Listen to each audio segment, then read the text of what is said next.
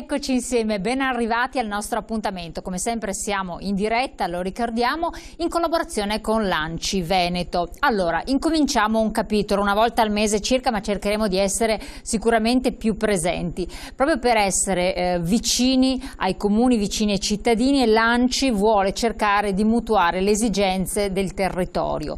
Da un certo punto di vista, e lo capiremo bene insieme, formando i nuovi amministratori, quindi figure giovani, piene di buona volontà e di grandi capacità, per apprestarle a quella che è la professione, perché è una professione oltre che una grande vocazione di amministratore del territorio locale, e dall'altro per informare voi cosa viene fatto sul territorio, sostanzialmente il ruolo importantissimo dei comuni, che sono dei motori straordinari, e non solo, la storia di alcuni comuni, la storia di alcuni sindaci, di alcuni amministratori del territorio che in particolari momenti, nell'arco di un periodo di tempo, hanno operato in un certo senso, portando anche dei risultati molto importanti.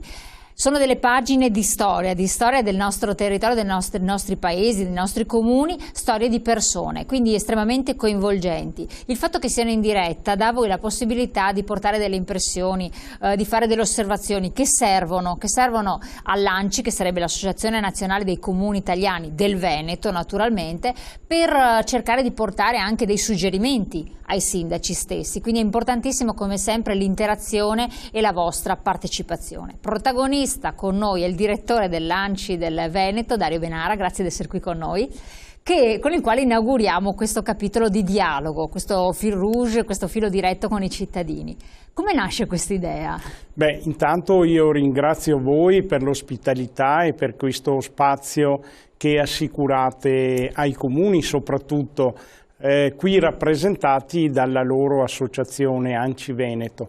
ANCI Veneto, che è una libera associazione a cui aderiscono i comuni. Nel Veneto l'ANCI rappresenta circa 530 comuni sui 581. A livello nazionale sono 7.000 su 8.100 comuni, quindi una rappresentanza abbastanza robusta.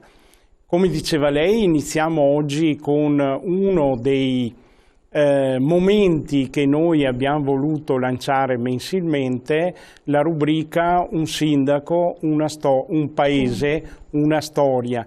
Come un mese fa abbiamo presentato Frassinelle Polesine, e il sindaco di quel comune, che ogni mattina si alza e porta con lo scuolabus i bambini all'asilo nido.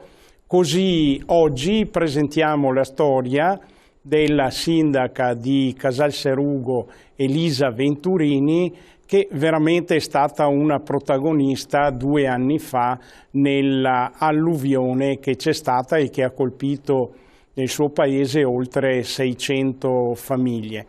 Ecco, io direi proprio a questo punto, visto che lei l'ha presentato benissimo, l'ha lanciato, di vedere con i nostri telespettatori un sindaco, un comune, una storia. La seconda storia, appunto, la prima ve la faremo comunque recuperare assolutamente, ed entrare un po' in una storia molto importante anche della nostra regione, perché è stata drammatica, però per fortuna qualcosa di importante si sta facendo ed è stato fatto, e lo capiremo dalle parole della protagonista di questa intervista, che comunque vi vede coinvolti. Vediamolo insieme.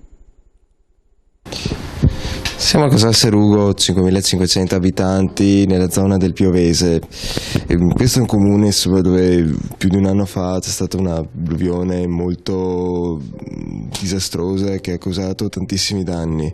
Ecco, un bilancio di un anno appena passato al sindaco Elisa Venturini, che è stata in primo piano per la ricostruzione e anche per gli aiuti in quei giorni terribili. Allora, è passato 1 anno e mezzo circa, però il pensiero e il ricordo sono ancora molto vivi, perché è stato un evento che ha completamente travolto la vita della nostra comunità di Casalserugo. È stato un evento anche difficile da affrontare perché un comune ha poche risorse obiettivamente in termini di personale, in termini economici, per poter fronteggiare e dare delle risposte adeguate ad un'emergenza di questa entità che obiettivamente richiedeva un intervento da parte di Regione e di Stato per poter appunto fronteggiarla. Devo dire la verità, è stato particolarmente impegnativo perché già per un comune è difficile riuscire a gestire l'ordinario. Noi abbiamo 15 dipendenti con 5.500 abitanti. Voi immaginatevi anche la gestione di un'alluvione, quindi di una calamità che ha visto coinvolto 800 famiglie e 200 attività produttive. Quindi noi in questo momento abbiamo 1000 pratiche aperte per la richiesta di contributo, che implicano quindi delle istruttorie, implicano delle verifiche, implica il colloquio continuo con i cittadini e con le imprese, e diventa veramente gravoso e impegnativo questo compito di gestire non solo l'alluvione ma il post-alluvione. Quanti sono i danni calcolati in termini di euro e quanti siete già riusciti a reperire magari da enti superiori per la ricostruzione, per il ripristino? Ma noi abbiamo decine di milioni di euro di danni, sia come privati che come attività produttive che come strutture private, che come strutture pubbliche. Una parte consistente comunque di contributo è già stata erogata da parte dello Stato. Noi abbiamo dato degli acconti sulla scorta di criteri che sono stati stabiliti da legge nazionale, e adesso siamo nella fase della verifica dei lavori che sono stati fatti per il ripristino da parte dei privati e delle attività produttive, e quindi procederemo e stiamo già procedendo per il saldo finale. Quindi tutto sommato, nonostante la calamità che ha un'entità notevole, nonostante le poche risorse a disposizione, noi abbiamo veramente dato anima e corpo per riuscire a dare delle risposte considerando i termini fissati dalla legge. Quindi nel giro di breve tempo abbiamo raccolto le varie richieste dei cittadini, stiamo facendo l'istruttoria delle pratiche, stiamo facendo gli accertamenti e stiamo già iniziando anche con i saldi. Cittadini, ritiene che abbiano visto la vostra vicinanza a loro? Ma io penso che il cittadino si sia reso conto che il sindaco, ma poi l'istituzione comunale in sé, sia quella più vicina tra tutte al cittadino, perché io mi ricordo i primi 2 mesi da quando è successa l'alluvione, io li ho passati tutti i giorni qui in comune, dal lunedì alla domenica, e il cittadino veniva sempre qui e trovava sempre il comune aperto, nel primo mese addirittura anche la notte, perché eravamo sempre qui proprio per riuscire a dare delle risposte. Nei giorni dell'alluvione, i primi 3 giorni io non ho né mangiato né dormito, proprio per tentare di dare delle risposte alla gente e per farmi sentire vicina.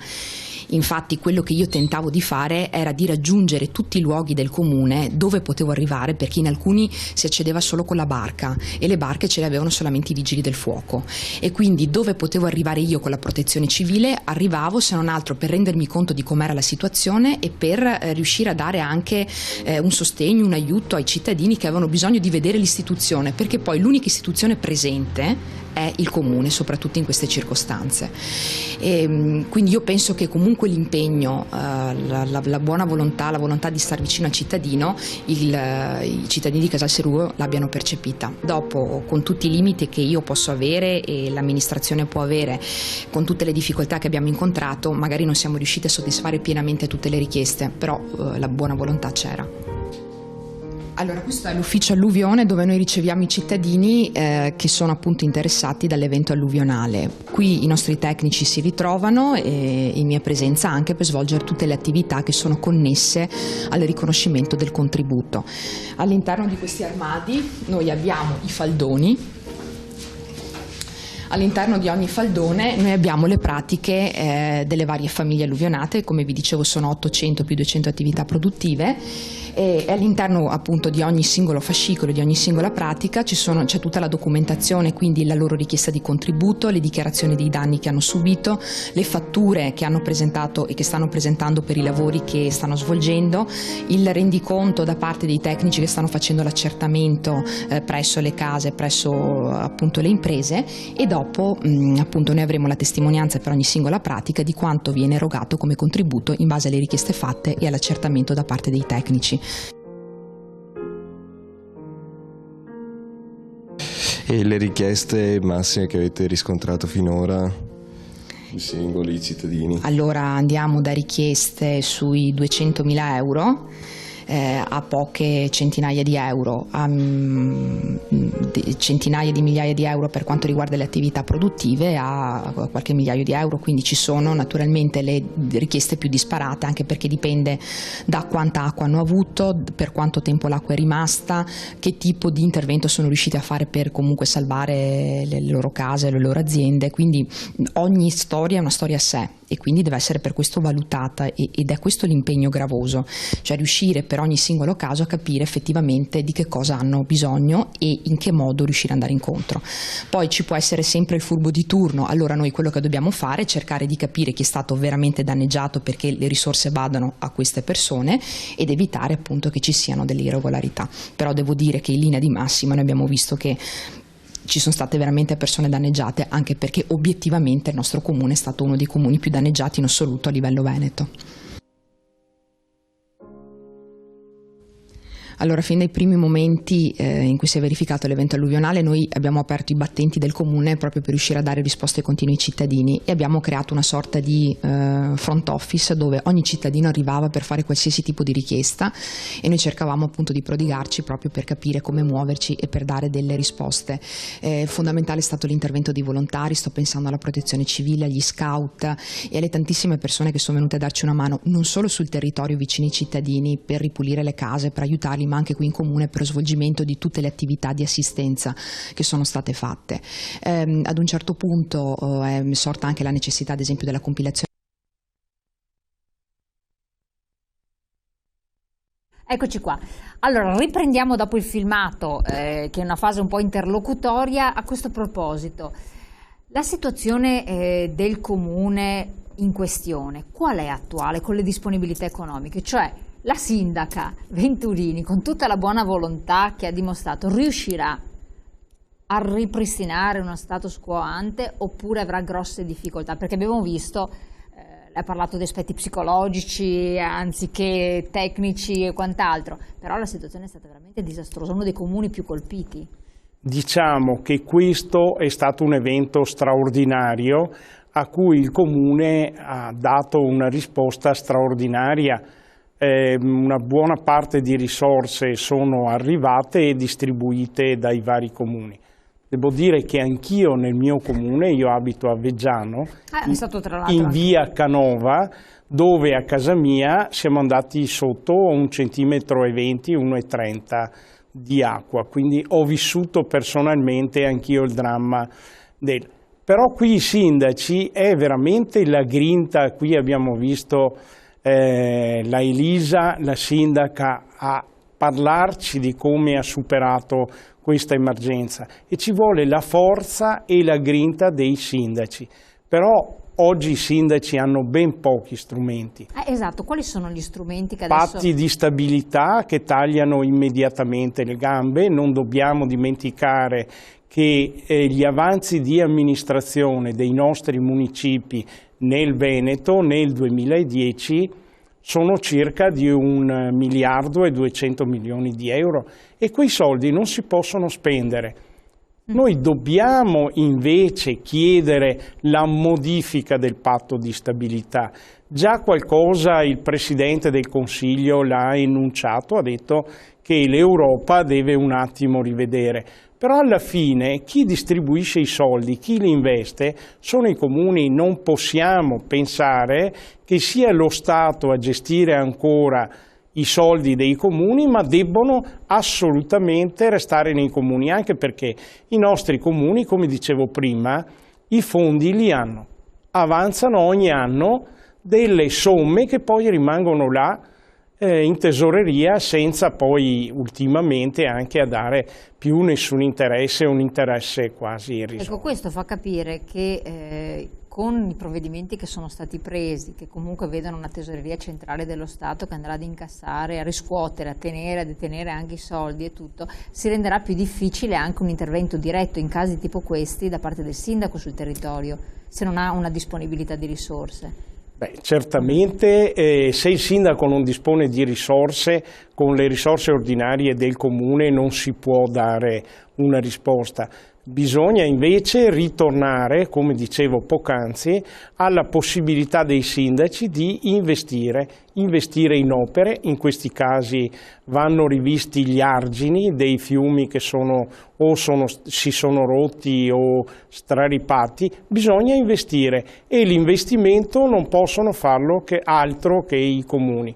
Se aspettiamo questa visione neocentralistica e dirigistica di questi ultimi anni, diciamo non si può andare avanti così.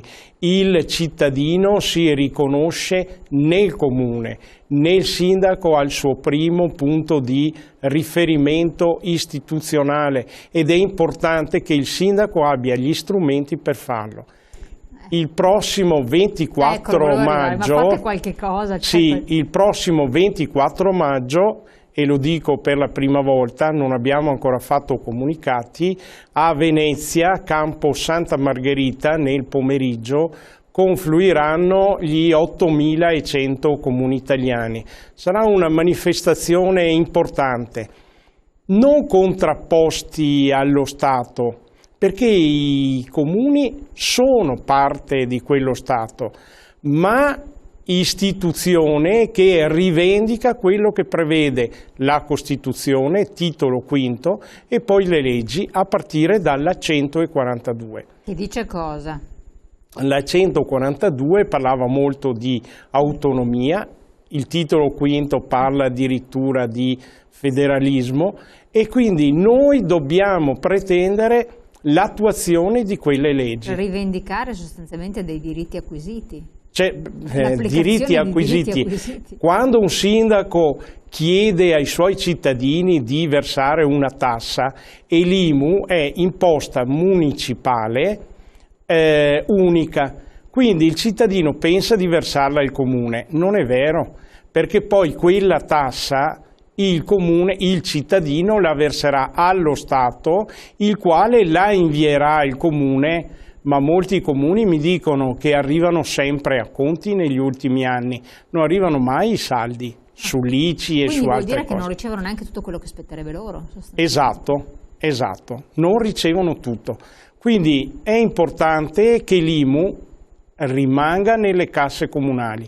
I comuni la pagano al comune, il sindaco dice ai cittadini come investe quelle somme in strutture, in servizi. Non dimentichiamo le difficoltà di far funzionare la scuola al giorno d'oggi. No, ma sto pensando ai servizi essenziali, anche l'assistenza, i servizi sociali. Perché pensiamo poi agli anziani, pensiamo alle persone che hanno difficoltà. Anche di lavoro, tra l'altro, che bussano alle porte dei sindaci. L'abbiamo sentito venerdì dai sindaci che devono rispondere a esigenze del territorio. Anche di lavoro, perché il sindaco ormai è l'ultimo baluardo per il cittadino. Il problema è proprio questo. Quindi a Venezia ci saremo con forza, il Veneto sarà ben presente. Io ritengo che sia una manifestazione non di protesta, come dicevo prima, ma di riaffermazione del proprio essere comuni, di rappresentare realmente il territorio. Qui le faccio un po' una provocazione, dopo abbiamo anche la pubblicità. Ma il fatto di andare a Venezia, quindi la Regione Veneto che va sulla Regione, cioè la Regione Veneto, le rappresentanze istituzionali comunali della Regione del Veneto che vanno nel capoluogo della Regione Veneto, che però purtroppo sappiamo che ha poco titolo per poter prendere decisioni. Può essere significativo, ma andare direttamente, come è stato fatto in passato a Roma, tutti i comuni uniti, cioè fare qualcosa di molto forte, può servire di più al governo, cioè far vibrare una forza coesa a livello, se non altro del nord Italia, se il sud magari ha altre problematiche, perché poi è inutile nascondercelo, ci sono dinamiche diverse, ci sono comuni che hanno anche diversa disponibilità. Non potrebbe essere anche più forte, più utile, visto che il governo comunque accentra tutto lì? Nel 2008 noi siamo scesi a Roma, unici in Italia, con 400 sindaci. Siamo partiti in treno, siamo arrivati a Roma, abbiamo dedicato una giornata, abbiamo manifestato davanti al Parlamento e poi i nostri sindaci sono tornati.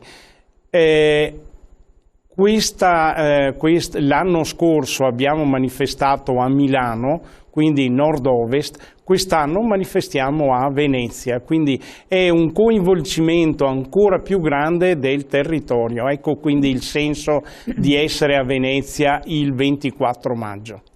Cosa vi aspettate come risposta? Perché ci deve essere una risposta a questo tipo di sollevazione. Siamo in prima istanza. Io capisco anche che vi sono delle esigenze molto grandi e che quindi certi provvedimenti in quel momento storico, novembre 2011, hanno dovuto essere editati. Però vi sono le esigenze del territorio e dei rappresentanti del territorio che vanno ascoltate anche queste, quindi patto di stabilità da rivedere assolutamente a livello nazionale e a livello europeo, ma anche l'IMU deve essere lasciata ai comuni interamente e completamente, altrimenti cambiamo nome.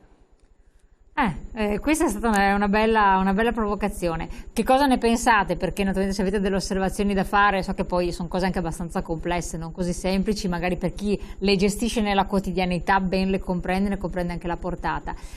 Con questa fase un po' interlocutoria io direi di andare subito in pubblicità, poi ritorniamo e vediamo anche il proseguo del nostro filmato.